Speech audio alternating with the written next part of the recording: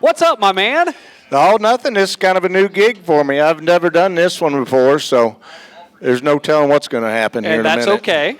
If Shane and I can do it, you can. Yeah, if Eric Chesterman and myself can fly behind the mic, Mike Striegel can do it as well. We'll give you the starting grid for the Ozark Golf Cars USRA B mod. Shadron Turner, he will be on the pole, working his way towards the front and hopefully making himself locked in. He is a 25-time winner this year. Mitchell Franklin, the Dove Darling, first-time winner at Lucas Oil Speedway this year, starts outside of row 1. John Potter and Tyler Kidwell back in row number 2. A winner at Nevada earlier this year, Bryce Gottschall, will start inside row 3 with Kyle Slater to his right-hand side. Back in row number 4, Chris Jackson and Tyler Cadwallader had a mean battle during their heat race, and they will be side by side back in row 4. Logan Smith and Dan Wheeler from Savage, Minnesota in row 5. Stockton, Missouri's Robbie Ewing and Chris Theodore back in row 6. Then it's Eric Turner, Quentin Taylor in row 7. Starting in 15th, Ryan Eddy with Donnie Jackson to his right-hand side. Josh Marshall and Jeff Stotts in row 9. Casey Mullen and Chad Fuller starting 19th and 20th. Hoyt Miller, Gavin Shaw, Jeremiah Reed. Jeremiah was a bullfrog, by the way. Caden Broner, Riley Fuller, and Rex Harris. 26 cars gets the start in A feature number 1. We will have 3 on tap for the B-Mods.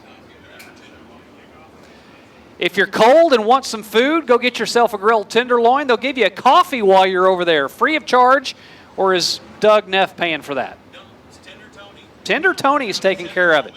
I've been joking around calling you Magic Mike on the flag stand. I haven't called you that at all because when you're behind the wheel, you are the Wheatland Outlaw. Congratulations on earning the pole, man. Good run over there on the the go-kart track earlier today. Yeah, it's been a lucky weekend. I'll take the luck and out of the draw, but it's been good, and everything's lined up my way all weekend so far. And go-kart track, same way. I wasn't sure how that was going to work out. Third row was going to be the worst, so that was pretty good. And hadn't raced here in 2.5 years or 3, so I was a little bit rusty, but it's just same old Wheatland Raceway. Same old Wheatland Raceway, and I'm glad you said that because you have driven throughout the year, just not here. You go on a Friday or go on a Saturday whenever we aren't racing here. So you're not exactly rusty, but you're not a well-oiled machine either. I'll say that because you just don't get the repetition like a lot of these other guys do. How difficult is it to get back behind the wheel and be able to perform at your home track? It makes it tough. The biggest thing would be for the performance-wise is everybody watching you. And they're like, well, he can flag, but does he suck at racing or can he race? So we'll see how this feature goes. Well, feature number 1 with Shadron Turner and Mitchell Franklin on the front row, and the whole shot by Shadron Turner gets things going in our first of 3 main events. Tyler Kidwell to the top side, right in the tire tracks of Mitchell Franklin.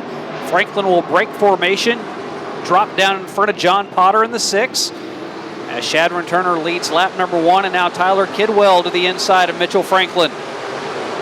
You've had the chance to watch Mitchell Franklin develop over the years from whenever he just got started to picking up his first win. Pretty special kid behind the wheel of the F1. Yeah, this Mitchell Franklin, he's been the real deal. His dad and him build these race cars in their shop, and it's a small operation, and we've got a spinner in turn 2. The flagman saw it before anybody else did. He already had the yellow flag in the air, and it comes out for the 155 of Gavin Shaw from Brownsdale, Minnesota.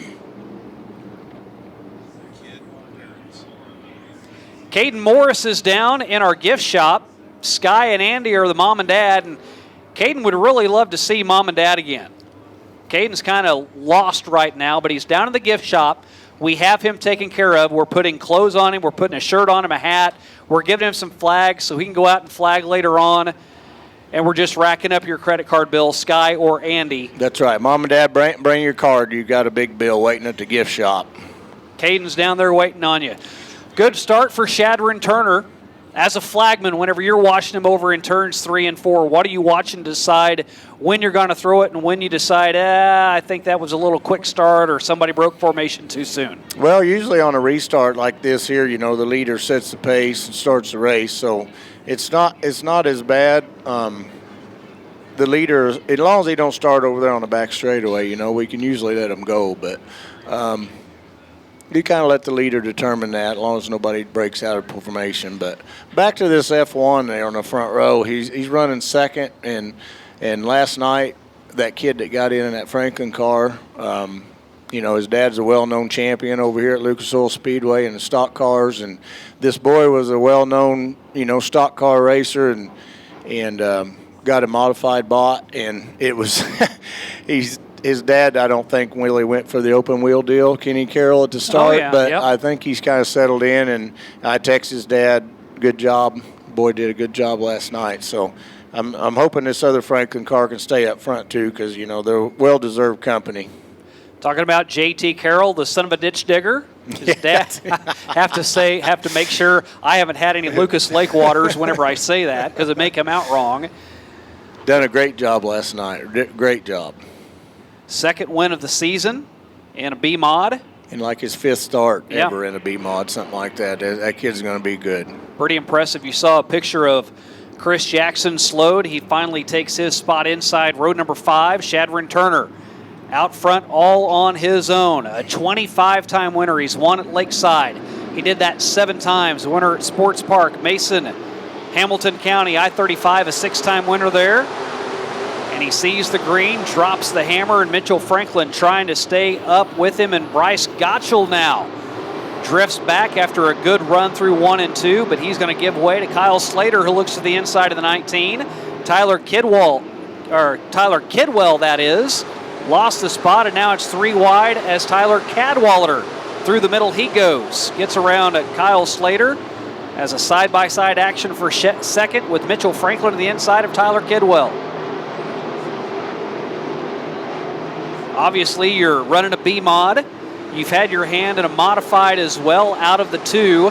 No, you don't run the modified anymore. Do you just like the B mod a little better? Is it more cost effective? Why have you decided to just go B mod racing instead of modified? Well, the B mod racing obviously is somewhat cost effective. The cars themselves are pretty much, dollar for dollar. Motors are different, but B mods are just a lot easier. You'd be like me when I'm a part-time racer. I call myself. You can get into a B mod and be more competitive. A mod, you better race 2 or 3 times a week. Tyler Cadwallader has cleared Chris Jackson. Jackson will go back on the attack, as will the 19 of Kyle Slater. He goes deeper through the track. The Muskogee, Oklahoma native, a 15-time winner. He's picked up victories at Rocket, Monette, Thunderbird, Arrowhead, Tri-State, and the Boot Hill. He's got a huge chassis and a Yeoman engine. Off of turn 4, Tyler Cadwallader cuts in to that gap behind that J2 of Chris Jackson. Speaking of J2, pretty good little chassis J2 puts together. Yeah, we've had pretty good success with it this year. It's a well-built car and very safe race car on top of that, which is big for me. Whenever I get into a race car, I want to for sure know that I'm safe, and it's got a lot of bars in it, and it's it's an extremely safe race car, so that really helps.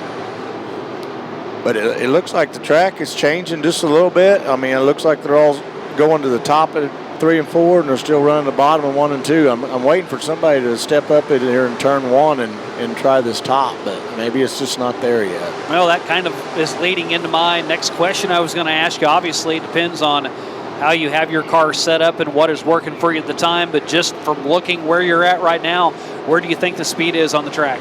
Well, they're obviously running the faster line, because, as a leader, Shadron Turner's out in the front and obviously has a sizable lead, but as long as he's not hearing anybody or seeing anything shaking going on, and he's going to keep that same line until, something else happens. So, as a racer, though, that's the way you determine that. Like, if Shad's out there in the front, he's not hearing nobody, he's hitting his marks, he's being smooth, and hoping that whenever he gets up this lap traffic that they're as smooth as he is what I'm guessing he's thinking about right now. So I've always wondered, obviously, not a driver, but you mentioned if you're hearing someone, how far away can a car be before you start to get that sensation that somebody's catching up with you or beside you?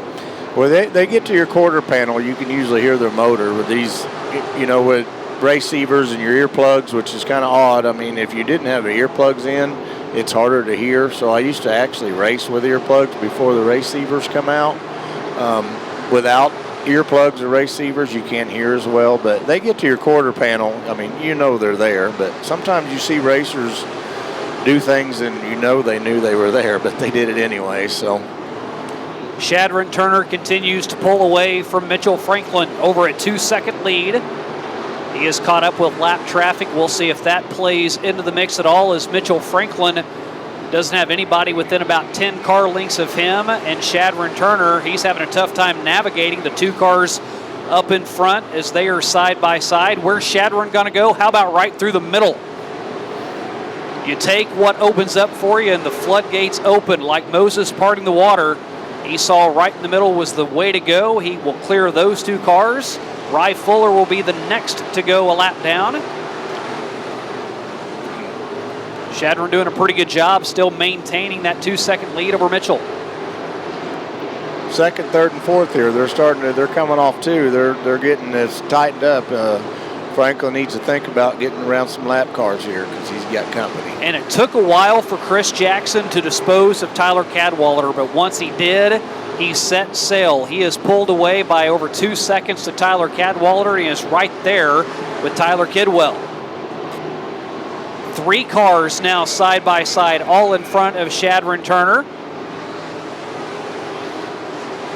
Laps winding down, 2 to go for Shadron. I think he's got a good enough distance between he and Mitchell Franklin. He doesn't have much to worry about. He just has to stay out of somebody else's mess. And it's going to be difficult as Chad Fuller in the middle of the track pinched Shadron Turner down. Turner's able to get through 3 and 4 easily on the white flag lap. One more time for Shadron Turner. This race for the transfer spot's going to get good here at the end. Mitchell Franklin's got this 42 car to maneuver around, and he's not knowing for sure that 65 is behind him, and now he knows that he's behind him. The transfer spot, Chris Jackson able to make a pass on lap 4, or turn 4 of the final lap, and KJ around Mitchell Franklin. The 2 locked into the main event on Saturday. Shadron Turner, he will win from the pole position. Chris Jackson started back in 7th, up to 2nd he goes, so they are both locked in. Mitchell Franklin, a good showing in 3rd. Tyler Kidwell and Kyle Slater, the top 5, so no doubt that Mitchell Franklin going to have a good start.